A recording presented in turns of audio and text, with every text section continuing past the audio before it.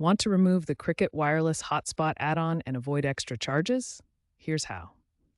You can cancel via the Cricket app, website, or by calling 1-800-CRICKET. The easiest way is through the Cricket app. Log in, go to Manage Add-ons, select Hotspot, and confirm removal.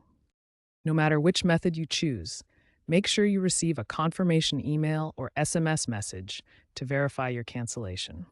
Using the app is the preferred method to avoid potential prorated charges, as 60% of cancellations are now handled digitally. The Cricket app supports seamless one-tap cancellation. To avoid prorated charges or unexpected fees, cancel your Hotspot add-on before your billing cycle's due date. Check your account dashboard for the exact date to ensure timely cancellation. A notable policy change requires users to confirm cancellations via SMS to avoid disputes.